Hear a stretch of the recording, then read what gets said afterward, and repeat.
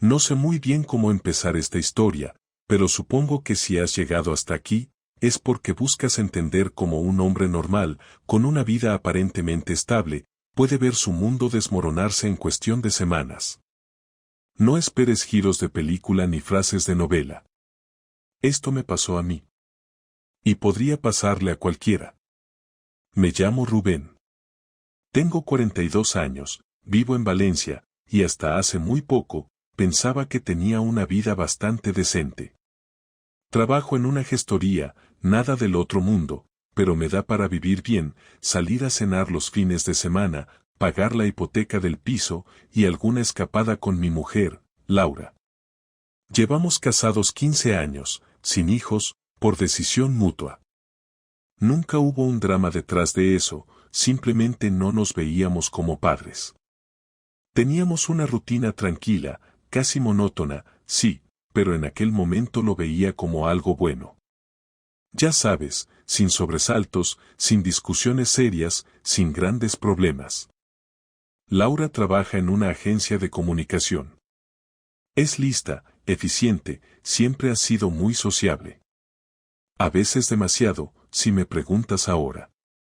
Pero en aquel momento, lo veía como parte de su personalidad. Yo, en cambio, soy más reservado. Me gusta mi espacio, mis libros, el fútbol los domingos, tomar una cerveza con mis amigos del barrio de toda la vida. Supongo que de algún modo hacíamos buen equipo. Ella brillaba fuera, yo sostenía la calma en casa. Todo empezó hace cosa de un mes, más o menos a principios de noviembre. Un viernes por la tarde, Laura me dijo que tenía una cena con unos compañeros del trabajo, algo informal, nada especial, según sus palabras. Lo típico. Ni me molesté en preguntar con quién, a qué hora volvería o dónde era la cena. Confianza ciega, como se suele decir. Me puse una pizza en el horno, vi el partido del Levante y me dormí en el sofá. Cuando desperté eran las 2:17 de la madrugada. Laura no había vuelto. Me sobresalté un poco, no te voy a mentir. No por celos, sino porque no era normal. Laura siempre avisaba si se alargaba la noche. La llamé. Nada. Le mandé un mensaje, tampoco contestó. A las 2:43 escuché la puerta del piso. Entró rápido, casi de puntillas. Me hice el dormido. No sé por qué, pero algo me lo pidió el cuerpo. La noté nerviosa. Fue directa al baño, luego a la habitación. Se cambió de ropa muy rápido y se metió en la cama sin decir ni una palabra. Me dio un beso en la mejilla, como para cumplir, y se giró de espaldas. Podría haberlo dejado ahí. Podría haberle preguntado y haberme creído cualquier excusa. Pero algo no encajaba. Algo en su tono, en su olor, en la forma en que evitó mirarme. Te juro que esa noche sentí que algo se había roto. Durante el fin de semana actué como si nada. Salimos a hacer la compra, vimos una serie en Netflix, incluso cocinamos juntos. Pero ya no podía mirar a Laura como antes. Me notaba alerta, incómodo. Como si estuviera en mi propia casa con una desconocida. El lunes, me tomé la mañana libre en el trabajo. No avisé a nadie. Esperé a que Laura saliera de casa, con su bolso grande de siempre, su café en termo y su abrigo beige. Me quedé en la ventana. Vi cómo se subía a un taxi. Eso también era raro. Siempre iba andando al metro. Seguí el taxi. Bajé a la calle y cogí mi coche. No suelo hacer este tipo de cosas, pero en ese momento ya no era yo mismo. Me sentía como otro Rubén. Uno que no confiaba, que no dormía bien, que necesitaba saber. El taxi la dejó en una cafetería en Ruzafa. Entró y, a los 5 minutos, apareció un tipo. 30 y tantos, pelo engominado, camisa blanca, sin chaqueta. Se saludaron con 2 besos, luego se sentaron. Él le agarró la mano sobre la mesa. Ella no la retiró. No sé cómo aguanté. Me quedé en el coche 1 hora y media, viendo cómo reían, cómo ella se arreglaba el pelo como hacía conmigo cuando estábamos empezando. Luego se fueron caminando, juntos, hasta un portal. Él sacó una llave. Ella entró detrás. No hace falta que te diga lo que pensé en ese momento. Me quedé allí parado, en shock. Tenía la mandíbula apretada, las manos me temblaban. No subí. No le seguí. No rompí nada. Me quedé allí, dentro del coche, viendo la puerta cerrarse, tragándome una verdad que no sabía ni cómo empezar a digerir. No lloré. No grité. Solo me quedé quieto. Como si el tiempo se hubiese parado. Volví a casa como un autómata. No fui al trabajo, no contesté mensajes. Me duché y me senté en el salón, sin encender la tele. Necesitaba pensar. No quería hacer nada impulsivo. Lo que sí tenía claro era una cosa, había cruzado una línea. No había vuelta atrás. No sabía todavía cómo iba a enfrentarla. Solo sabía que ya nada volvería a ser igual. Y eso, amigo, fue el principio del fin. Al día siguiente me levanté como si nada, aunque tenía el estómago hecho un nudo. Preparé café, puse unas tostadas en la mesa, y cuando Laura salió del baño, ya lista para irse a trabajar, la saludé con un buenos días tan normal que me sorprendí a mí mismo. Ella me respondió con una sonrisa rápida y el tono de siempre, como si no hubiera pasado absolutamente nada, como si el tipo con el que estuvo ayer ni existiera. Me dijo que tenía una reunión importante a primera hora y que no volvería hasta tarde, que probablemente se quedaría en la oficina a terminar unas cosas. Yo simplemente asentí, fingí que no pasaba nada, pero ya sabía lo que iba a hacer ese día. Después de que salió, volví a mirar el número del portal donde la vi entrar el día anterior. Lo anoté en una libreta. Busqué en internet el nombre del tipo, que en realidad no sabía, pero después de revisar un par de publicaciones de LinkedIn de la agencia donde trabaja Laura, lo encontré. Se llama Sergio, y era nuevo en la empresa, entró hace unos 3 meses como jefe de proyectos. Vi su foto de perfil, la misma cara con la que la saludó en la cafetería, la misma expresión con la que se rió mientras le tocaba la mano. No soy celoso por naturaleza, nunca lo fui, pero en ese momento empecé a entender algo que va más allá del simple engaño físico. No era solo sexo. No se trataba de una aventura ocasional. Se notaba en cómo se miraban, en la complicidad, en la confianza. Eso era lo que dolía. Pasé el día pensando en todo lo que había dejado pasar. Recordé una cena, hace más de un mes, cuando Laura volvió contenta de un evento y me dijo que había conocido a alguien muy brillante en su equipo, que tenía ideas nuevas, que le estaba dando un empujón fresco a los proyectos. Yo la escuché con la misma tranquilidad de siempre, sin imaginar que ese tipo, al que ella describía con tanta admiración, acabaría metiéndose en nuestra cama, al menos metafóricamente hablando. Pensé en su forma de hablar de él, en cómo últimamente salía más del trabajo, en los pequeños detalles que no quise ver, mensajes en horas raras, salidas de improviso, llamadas que cortaba cuando yo entraba en la habitación. Lo vi todo junto, como un puzzle que por fin encajaba. Y me sentí estúpido. Esa tarde me tomé el trabajo de vigilar. No llamé a nadie, no hablé con ningún amigo. No sabía si estaba haciendo lo correcto, pero necesitaba respuestas. A las 18:10, Laura me mandó un mensaje diciendo estoy hasta arriba hoy, no me esperes para cenar. No contesté. Cogí el coche y fui al mismo portal. Aparqué un poco más lejos esta vez. A las 18:47 la vi llegar. Iba con el móvil en la mano, vestida con la misma ropa de oficina, pero algo en su forma de andar era distinto. Como si estuviera cómoda, como si ya no estuviera mintiendo, al menos no a sí misma. Él bajó a abrirle. Se saludaron con un beso en la mejilla, pero luego ella le rozó la espalda con la mano mientras subían. No era el gesto de alguien que se siente culpable. Esperé 1 hora. 2. A las 9 me fui. No podía seguir ahí parado como un detective de tercera, pero tampoco tenía fuerzas para volver a casa. Me senté en un bar de mala muerte, pedí una cerveza y me quedé mirando la televisión sin prestar atención a lo que decía. La idea de enfrentarla me daba vueltas. ¿Qué le iba a decir? ¿Qué la seguí? ¿Qué sabía todo? ¿Qué había visto cómo se reía con otro?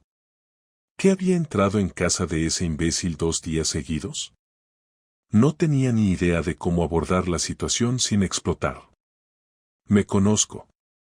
No soy violento, pero el dolor que sentía no me dejaba pensar con claridad. Cuando volví a casa, eran más de las 11. Laura ya estaba en la cama, fingiendo dormir o dormida de verdad.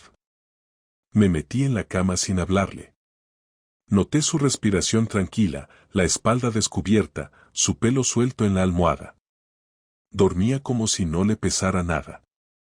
Como si lo que estaba haciendo no tuviera consecuencias. Me levanté al baño. Me miré al espejo y vi una cara que no reconocí. Tenía los ojos rojos, no sé si de rabia o de cansancio. Me pasé agua por la cara y volví a la cama. No dormí ni un minuto. Al día siguiente decidí que ya era suficiente. Cuando Laura volvió del trabajo, le dije que necesitábamos hablar. Me miró con una mezcla de sorpresa y fastidio, como si hubiera intuido que venía algo pero esperaba poder evitarlo. Nos sentamos en la mesa de la cocina. No sabía por dónde empezar. Al final dije lo primero que me vino. ¿Desde cuándo te estás viendo con ese tío? Ella tardó un segundo en reaccionar. Parpadeó un par de veces, luego bajó la mirada. No me preguntó de qué hablaba. No negó nada. No hizo ni siquiera el esfuerzo de fingir sorpresa. Rubén, no es lo que crees, dijo, con voz baja. Ah, ¿no? Entonces, ¿qué es? ¿Un curso de formación que incluye cenas y camas ajenas? Se quedó callada. Respiró hondo. Luego empezó a hablar, pero ya no escuchaba con claridad.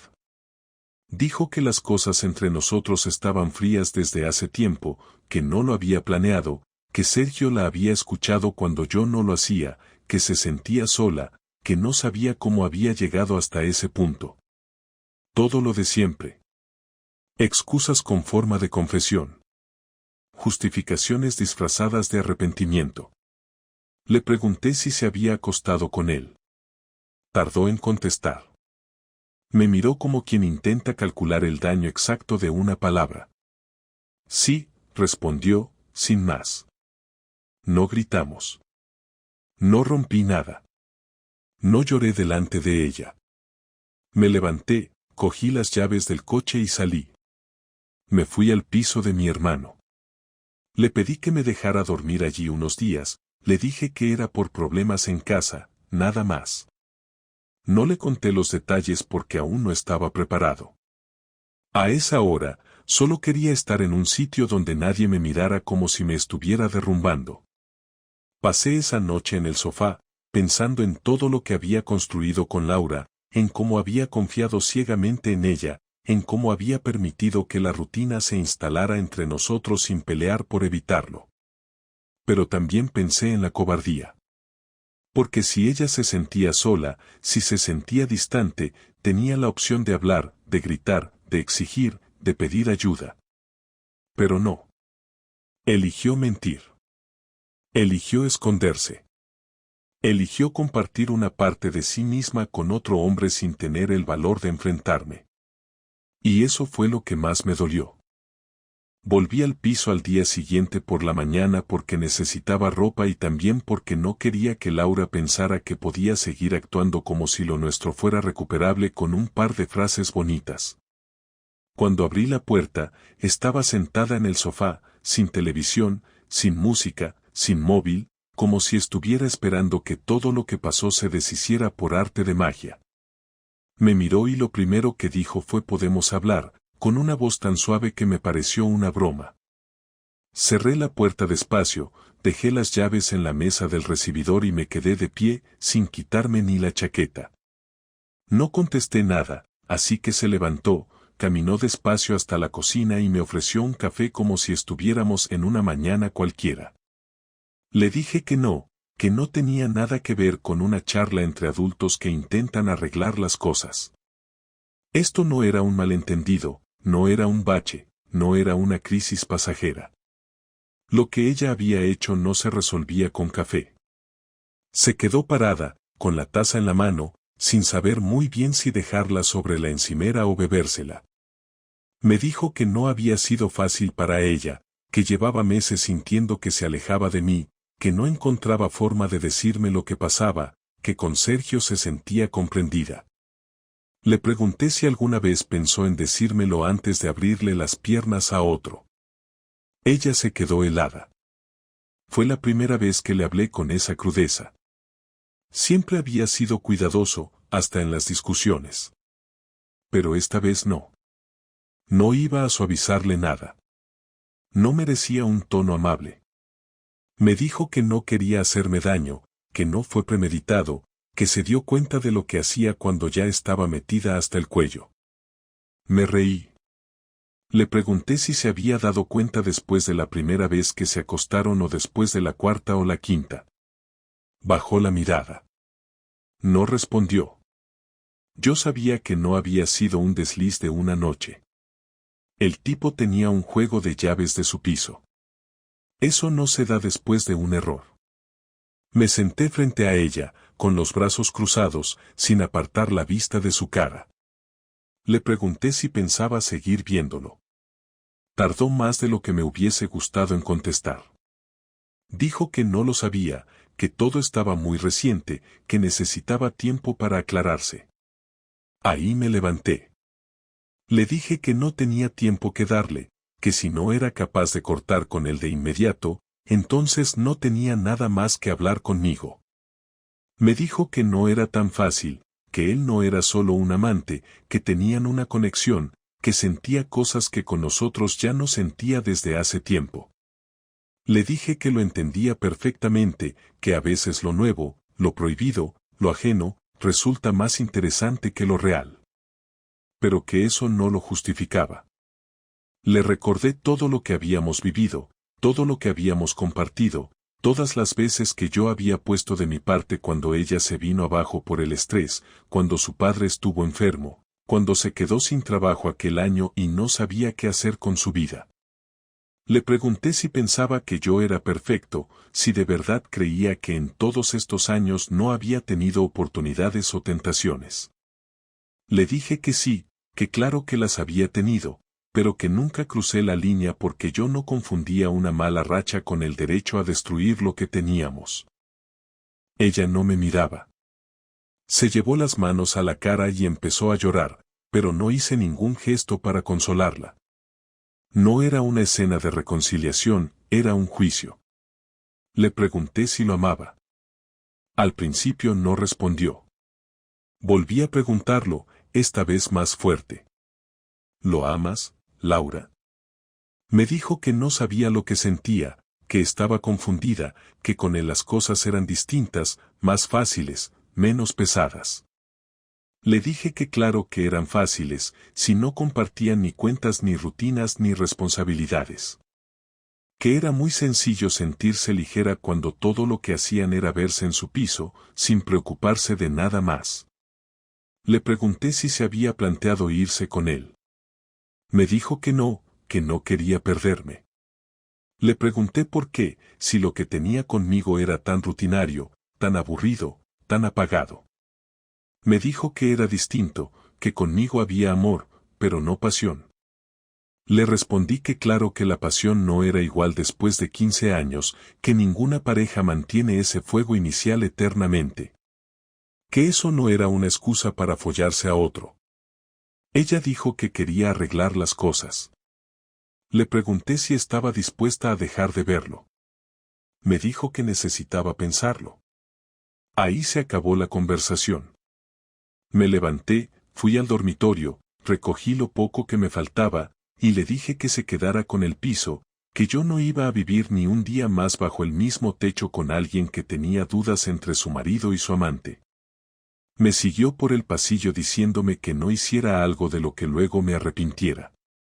Le dije que ya me arrepentía, pero no por irme, sino por no haberme dado cuenta antes del tipo de persona con la que me casé. Cuando llegué a la puerta, me dijo que no lo había hecho por maldad, que no quería perderme. Le respondí que ya me había perdido el día que cruzó la puerta de ese piso con el tipo al que decía no amar. Cerré de un portazo y me fui sin mirar atrás. Dormí en casa de mi hermano esa noche también. Me preparó una tortilla, me sirvió una copa de vino y no me hizo demasiadas preguntas. Solo dijo si necesitas hablar, aquí estoy, y se sentó a ver la tele conmigo como si estuviéramos en cualquier otro día, y se lo agradecí más de lo que él sabe. Esa noche no dormí bien, pero al menos no tuve que fingir nada. No había que dar explicaciones, no había que mantener la compostura. Solo había que aguantar. Y eso fue lo que hice. Los días siguientes fueron extrañamente ordenados, como si una parte de mí hubiera entrado en modo automático y se dedicara a hacer listas mentales para no pensar demasiado en lo que había perdido. No sentía orgullo ni alivio, pero sí una determinación fría que no había tenido nunca, una necesidad casi física de recuperar algo de control sobre una situación en la que me habían convertido en espectador. No quería gritarle más a Laura, no quería rogarle explicaciones ni promesas que sabía que no valían nada, pero tampoco estaba dispuesto a irme en silencio como si yo fuera el culpable de algo. No buscaba hacerle daño por placer, no iba de eso, pero sí necesitaba que las consecuencias fueran reales, visibles y, sobre todo, imposibles de ignorar. Empecé por lo más básico, que curiosamente es lo que más descoloca cuando una relación se rompe de esta manera. Fui al banco y pedí separar las cuentas. Teníamos una cuenta conjunta para gastos comunes y otra donde entraban nuestros sueldos, y aunque nunca había habido discusiones por dinero, sabía que tocar ese terreno iba a dolerle. Firmé lo necesario, abrí una cuenta solo a mi nombre y pedí que mi nómina se desviara allí a partir del mes siguiente. No se trataba de dejarla sin nada, sino de marcar un límite claro, de decir sin palabras que ya no éramos un nosotros funcional. Esa misma tarde llamé al administrador de la finca y pedí que mi nombre dejara de figurar como contacto principal del piso. El piso estaba a nombre de los dos, sí, pero que ella se ocupara ahora de las llamadas, de los recibos, de las pequeñas molestias diarias que siempre había gestionado yo sin darle importancia. Después vino la parte que más pensé antes de hacerla, porque sabía que una vez cruzado ese punto ya no habría vuelta atrás. Pedí una cita con un abogado recomendado por un compañero del trabajo. No era para iniciar el divorcio de inmediato, al menos no todavía, sino para informarme, para entender qué opciones tenía y qué pasos debía seguir para no salir perjudicado por haber confiado demasiado tiempo. El abogado me escuchó sin interrumpirme, tomó notas y me dijo algo que se me quedó grabado, que en situaciones así no gana el que más grita sino el que mejor se prepara. Salí de allí con una carpeta llena de papeles y una sensación extraña, mezcla de calma y tristeza, porque nunca pensé que tendría que informarme sobre cómo deshacer un matrimonio. Esa misma noche le escribí a Laura un mensaje corto, directo, sin reproches innecesarios, diciéndole que a partir de ese momento todo lo relacionado con el dinero común y el piso lo trataríamos por escrito, que yo no iba a volver a discutir ni a improvisar nada. Tardó horas en contestar. Cuando lo hizo, me dijo que eso le parecía excesivo, que estaba actuando desde el rencor, que no hacía falta llegar tan lejos. Le respondí que lo excesivo había sido acostarse con otro mientras seguía compartiendo techo y planes conmigo, y que esto no era venganza, era orden. No hubo respuesta después de eso. La parte más dura, y también la más necesaria para mí, fue decidir a quién contarle la verdad. No a todo el mundo, no para hacer un espectáculo, sino a las personas que formaban parte real de nuestra vida. Llamé a mis padres y se lo dije tal cual, sin detalles escabrosos, sin adornos, explicando que Laura había tenido una relación con otra persona y que yo había decidido marcharme. Mi madre se quedó en silencio largo rato y luego me dijo que lo sentía, que me fuera a casa unos días si lo necesitaba. Mi padre, más seco, solo dijo que había hecho bien en no aguantar algo así. Llamé a un par de amigos cercanos, los de verdad, los que no preguntan por curiosidad sino por preocupación. A todos les dije lo mismo. No busqué su lástima ni su apoyo ciego, solo necesitaba que supieran que no estaba desapareciendo sin motivo. La última llamada fue la que más me costó, porque sabía que tendría consecuencias más allá de lo personal. Llamé al responsable de recursos humanos de la agencia donde trabajaba Laura. No para denunciar nada ilegal, no para exagerar, sino para informar de un conflicto de intereses evidente. Les expliqué que mi mujer mantenía una relación personal con un superior directo, que eso estaba afectando a nuestra situación familiar y que yo, como parte indirectamente afectada, consideraba necesario dejar constancia. No pedí despidos ni sanciones, solo que se tomara nota. La persona al otro lado del teléfono me dijo que agradecía la información y que lo revisarían internamente. Colgué con las manos temblando, no por miedo, sino por el peso de saber que había tocado algo que Laura no iba a poder controlar. 2 días después, Laura me llamó. No me escribió, me llamó directamente, y su tono ya no era el de la conversación en la cocina ni el de los mensajes suaves. Estaba enfadada, contenida, intentando no perder el control. Me dijo que la habían citado en su trabajo, que le habían hecho preguntas incómodas, que eso podía afectar a su carrera, que cómo había sido capaz de hacerle eso. La dejé hablar sin interrumpirla. Cuando terminó, le dije que no le había hecho nada que ella no hubiera provocado, que no había mentido ni exagerado, que solo había dicho la verdad, y que si esa verdad tenía consecuencias, no eran mías. Me dijo que la estaba castigando. Le respondí que no, que simplemente había dejado de protegerla. Colgué y me senté un rato largo en el sofá del piso de mi hermano, mirando al suelo. No sentí satisfacción ni alivio inmediato. Sentí cansancio. Un cansancio profundo, de esos que no se quitan durmiendo. Pero también sentí algo parecido a dignidad, como si al menos hubiera dejado claro que no era alguien a quien se podía traicionar y esperar que siguiera actuando con normalidad. No sabía qué pasaría después, ni si había hecho todo bien, pero por primera vez desde que vi aquella puerta cerrarse delante de mí, sentí que estaba avanzando en lugar de quedarme congelado. Esa noche dormí un poco mejor. No mucho, pero lo suficiente para levantarme al día siguiente sin esa presión constante en el pecho. Sabía que aún quedaban conversaciones pendientes, decisiones difíciles y un final que todavía no estaba escrito, pero también sabía que ya no estaba dispuesto a seguir viviendo en una historia que solo funcionaba mientras yo no hacía preguntas ni tomaba decisiones. Volví a verla en persona una semana después de aquella llamada. No fue una reunión planeada, ni nada parecido. Me escribió diciendo que necesitaba devolverme algunas cosas, documentos y un par de objetos personales que aún estaban en casa. Me citó en una cafetería cerca del piso, no en la nuestra, sino en una de esas cadenas impersonales que no significan nada para nadie. Fui porque me convenía cerrar esa parte, y porque en el fondo sabía que tarde o temprano íbamos a tener que tener esa conversación pendiente. No sobre lo que hizo, eso ya estaba claro, sino sobre lo que quedaba por hacer. Llegó puntual, como siempre, vestida igual que cuando trabajaba, con su ropa cuidada, el pelo recogido con precisión, esa forma suya de aparentar que lo tenía todo bajo control aunque por dentro se estuviera cayendo. Me saludó con un hola tan seco que me confirmó que no había cambiado nada desde la última vez.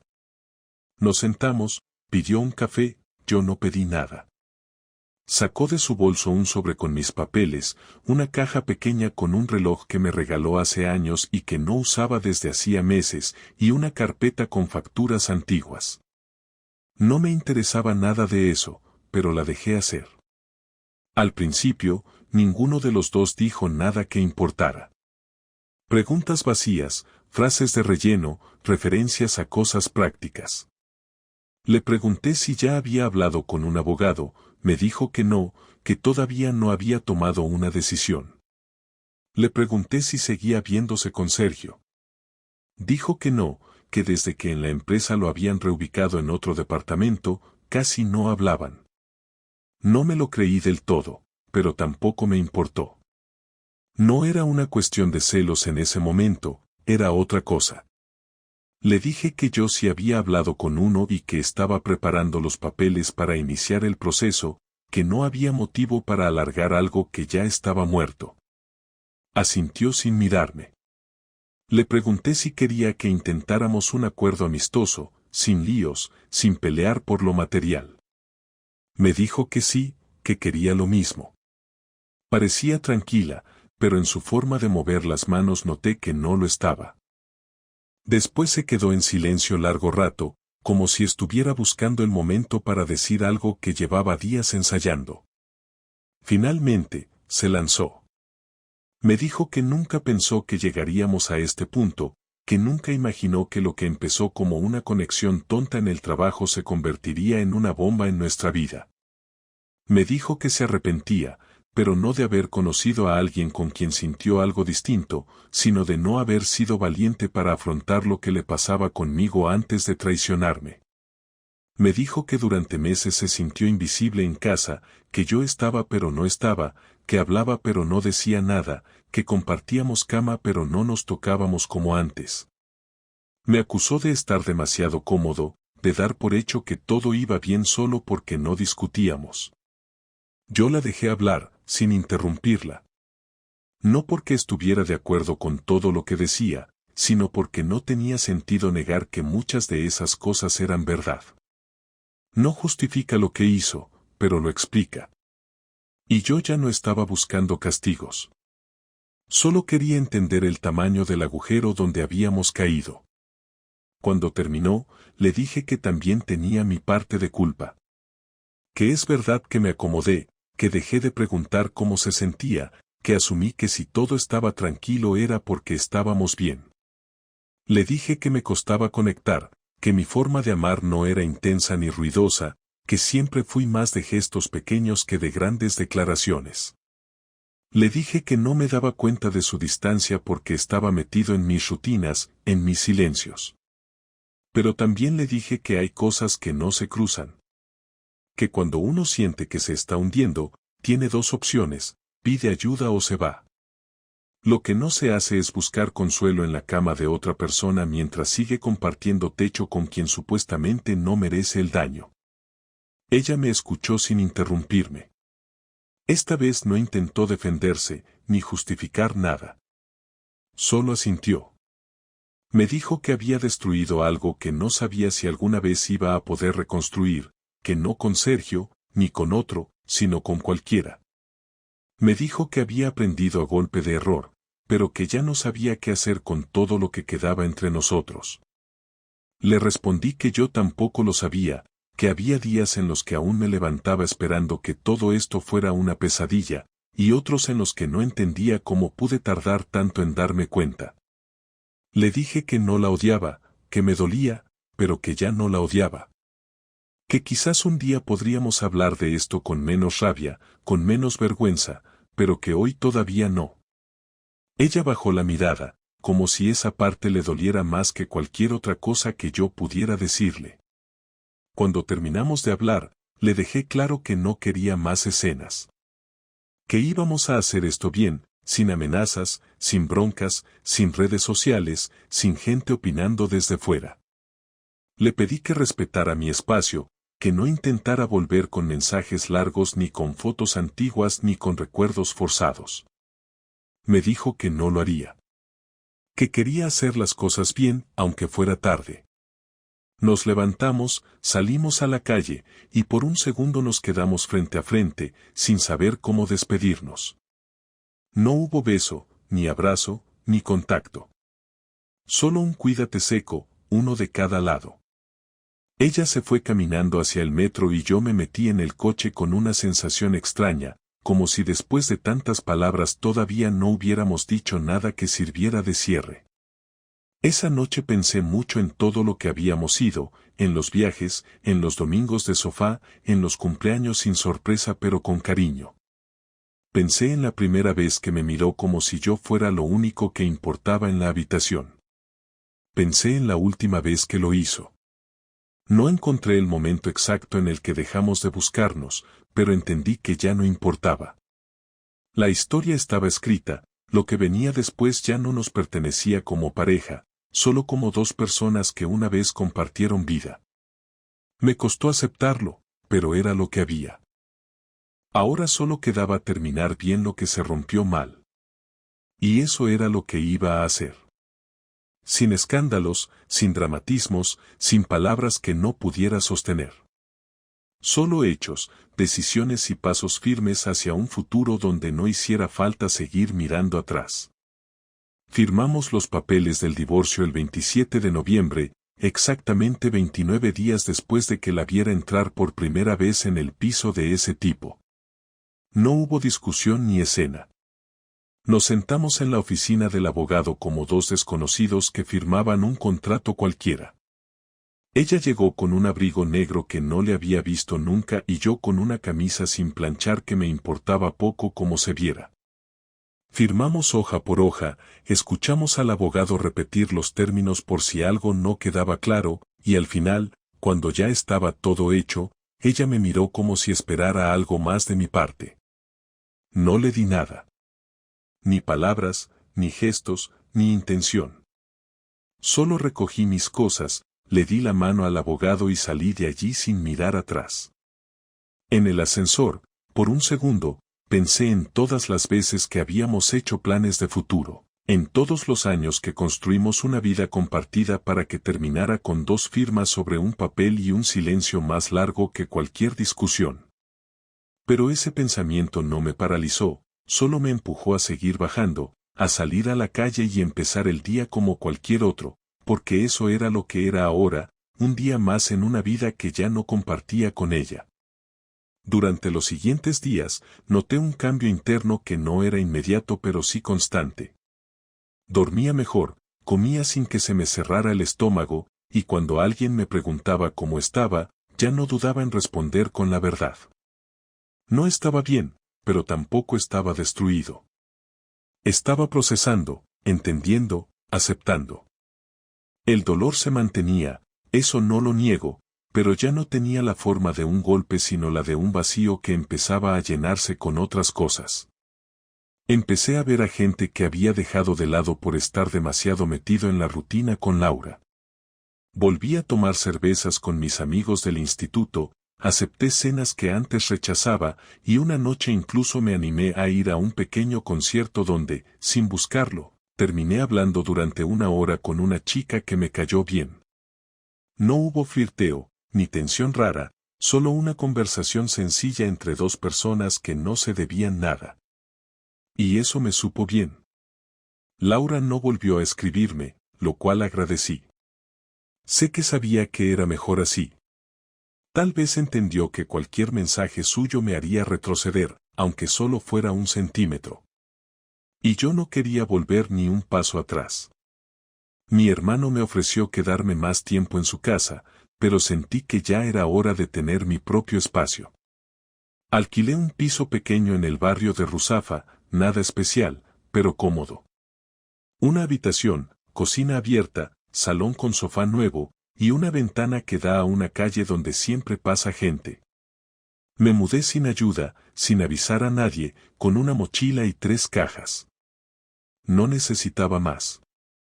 Esa primera noche en el nuevo piso la pasé sin televisión, sin música, solo sentado en el sofá mirando la luz del pasillo. Y por primera vez en semanas, no sentí rabia. No sentí tristeza. Solo una calma que me resultó desconocida pero que no quise interrumpir. A mediados de diciembre, recibí una llamada de la madre de Laura. No esperaba escuchar su voz, mucho menos en ese tono. Me dijo que se había enterado de todo, que Laura no les había contado nada pero que las cosas terminan saliendo, y que aunque entendía que lo nuestro se hubiera roto, quería que supiera que me seguían teniendo cariño. Me preguntó si quería pasar a saludar por Navidad, aunque solo fuera un rato. Le agradecí la llamada y le dije que no, que necesitaba distancia. Me deseó lo mejor y colgó sin insistir. Fue raro, pero necesario. No tenía rencor hacia ellos, nunca lo tuve, pero ya no formaban parte de mi entorno. Esa puerta también tenía que cerrarse. Cuando llegó el día 24, no hice nada especial. Me preparé una cena simple, vi una película cualquiera y me acosté temprano. No me sentía con ánimos de celebrar nada. No por tristeza, sino porque ese año no había nada que conmemorar. Fue el primer 24 de diciembre en 15 años que pasé sin Laura, y también el primero en mucho tiempo en el que no fingí estar contento por estar rodeado de gente. Estaba solo, sí, pero no me sentía vacío. Me había acostumbrado a mi propia compañía, a ordenar mis ideas sin interrupciones, a levantarme sin expectativas puestas en otra persona. Al día siguiente, mi hermano y su pareja vinieron a visitarme. Trajeron sobras de su cena, una botella de vino, y estuvimos charlando hasta tarde. Les agradecí mucho que vinieran, aunque no les dije ni una palabra sobre lo que realmente significaba para mí tenerlos allí. No hacía falta. Ellos lo entendieron. Poco después empecé terapia. No porque sintiera que estaba al borde de un colapso, sino porque quería entender mejor por qué dejé que tantas cosas se me pasaran por alto durante tanto tiempo. Quería revisar mis errores sin castigarme, aprender algo de todo esto. La psicóloga me escuchó con atención, sin interrumpir, y en una de las primeras sesiones me dijo algo que se me quedó, que a veces el dolor no viene solo de lo que pierdes, sino de lo que no supiste proteger a tiempo. Eso me hizo pensar mucho, no solo en Laura, sino en mí, en las partes de mí que había dejado a un lado para sostener una relación que ya no era justa. Y ese proceso, aunque incómodo, fue liberador. Me di cuenta de que no todo lo que duele es injusto, y que la responsabilidad, cuando se asume sin miedo, no pesa tanto. Cerré el año con más preguntas que respuestas, pero con algo muy claro: no me arrepiento de haber amado, ni de haber apostado por una vida en común. Me arrepiento de haberme traicionado a mí mismo para mantener algo que ya no me pertenecía. Hoy, cuando me preguntan qué aprendí de todo esto, digo lo mismo: que el amor sin respeto no sirve de nada, que la confianza no se reconstruye con palabras y que la dignidad no se negocia. Me tocó empezar de cero a una edad en la que creía tener todo resuelto, pero lo hice con los ojos abiertos, sin miedo y sin la necesidad de fingir que todo estaba bien. Ya no tengo casa compartida, ni cenas de aniversario, ni una rutina con alguien al lado, pero tengo algo que no tenía desde hace años: paz. Y eso, al final, vale más que cualquier promesa rota.